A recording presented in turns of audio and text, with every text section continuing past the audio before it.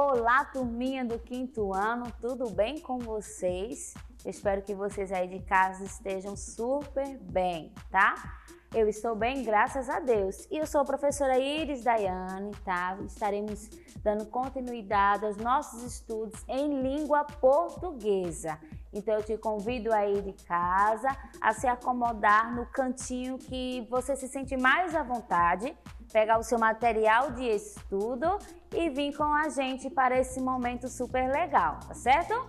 Então vamos lá iniciar a nossa aulinha de hoje. Mas antes de começar, aí onde você está, tira uma foto, registra esse momento especial e manda pra gente, tá certo? Vamos fazer um breve entendimento do que a gente viu na última aula sobre o que era crônica. Vamos ver se você aí de casa conseguiu compreender, tá? Vamos resgatar o que a gente compreendeu na última aula. Então, o que é crônica? A crônica era uma narrativa, é uma narrativa em que se conta uma história, geralmente baseada em fatos, tá? Que acontece durante o nosso dia a dia, no cotidiano, tá bom? Então, não se esquece do que é crônica. E lembra que na última aula também eu deixei um desafio para vocês, tá? Então, pega o teu livro de português, na página 42 e 43, e vamos juntos relembrar o que foi o desafio. Conto com a sua participação. Então, nós lemos a crônica Comunicação. E a pergunta que eu deixei para vocês responderem aí de casa: você conseguiu descobrir qual foi o objeto que o comprador estava falando? Você conseguiu fazer a leitura dessa crônica?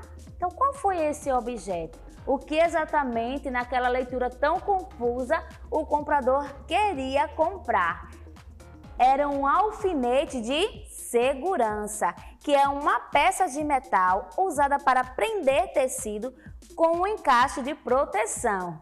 Observem que o objeto é um pouco bem diferente do que ele descrevia, né? Na verdade, ele se confundiu muito ao descrever o que exatamente ele queria para o vendedor, tá? A crônica Comunicação é uma narrativa. Quais são os personagens dessa história? Quem foi os personagens dessa crônica? Então, aqui está o comprador e o vendedor. Foram esses personagens que estão aí no seu livrinho, tá certo? Então, os personagens da crônica, um comprador e um vendedor. E qual foi o assunto principal dessa história? O comprador, além de se esquecer do nome do produto, não consegue explicar ao vendedor o que quer comprar, tá? Isso mesmo. Em que lugar ou espaço estava acontecendo essa história? Que lugar estavam esses personagens? Você lembra? Em uma loja. Muito bem.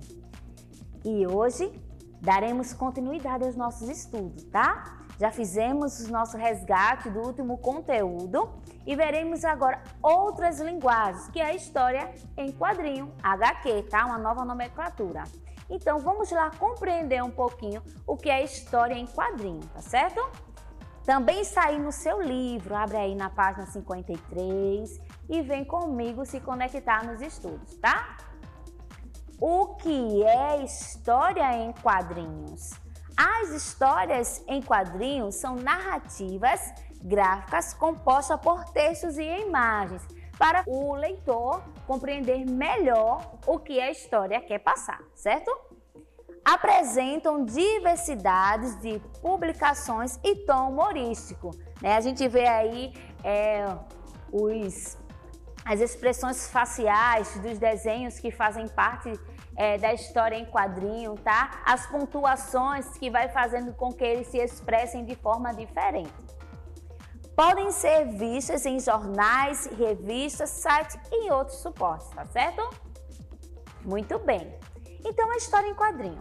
Na crônica que a gente acabou de ler, vimos como é importante conseguir se comunicar e, principalmente, fazer se compreender, tá? Além do desafio que foi compreender o que o comprador queria, também o desafio é fazer o quê? Uma linguagem bem diferente do que o texto quer nos passar. Então, observem na história em quadrinhos como o personagem Humberto se expressa. Aí no seu livro, tá? Nós veremos agora uma pequena história em quadrinhos. Na verdade, vamos fazer uma leitura visual, tá certo? Observem aí na página que a tia acabou de falar para vocês, na página 53, tá certo? Não se esquece. Então, aqui nós vamos fazer uma leitura de imagem, certo? Observe o que Humberto quer descrever nessas imagens, o que exatamente ele quer passar. Essa história em quadrinhos foi escrita pelo grande autor, tá? Maurício de Souza, um grande escritor, tá certo? Então, vamos observar aqui. Então, Humberto, ele tá querendo chamar a atenção, tá? Observem aqui logo abaixo, ele tenta chegar antes da pessoa que ele quer chamar a atenção para declarar algo, porém ela não está nem aí. Aqui em seguida, como o velho hábito, né, linguístico, que a moça o deixou no vácuo, tá certo? Então aqui ele está à espera, mas ela passou também, não deu bola e nem atenção para Humberto. Em seguida, ele tenta mais uma vez descrever o seu sentimento para ela.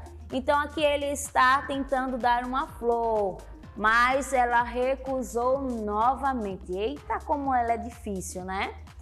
Olha Humberto, todo um homem bem romântico, e ele aqui em seguida, ele tenta presentear, tá?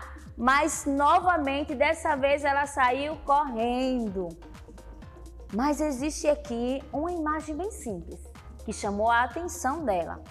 Humberto fez um lindo coração. E olha quem estava atrás, era ele. E enfim, ele conseguiu conquistar o coração dessa linda mulher, né? Olha só como Humberto era romântico, tá? Então ele aqui tentou diversas maneiras, diversas formas, descrever o que ele sentia por aquela pessoa, tá certo? Então, essa história em quadrinhos que a gente acabou de ver, fizemos uma leitura de imagem, vimos várias expressões faciais, várias pontuações que fazem com que essas expressões vão se mudando de forma diferente. Então, o que é que Humberto quer comunicar? O que foi que Humberto queria passar? Ele queria o quê? Comunicar que estava apaixonado. Olha que lindo. Ele queria mostrar para a pessoa que ele amava que estava apaixonado por ela. Quais são as linguagens que ele usa para se comunicar? Ele usou os sons, os movimentos, os gestos e o desenho, que enfim ele conquistou, tá? A pessoa que ele tanto desejava. Muito bem. E em que momento ele foi realmente compreendido? Em que momento da história em quadrinho ele conseguiu o seu objetivo? Quando desenhou um coração. Quando ele desenhou um coração, ele conseguiu, enfim, conquistar a pessoa que ele amava. Muito bem, que legal! Foi muito bom estar aqui com vocês, fazer esse resgate com vocês. Não sai daí, tá? Tem muito mais, então fica conectado com a gente. Recebe aí de casa um meu forte abraço, fica com Deus e até a próxima aula, se Deus quiser. Tchau, tchau!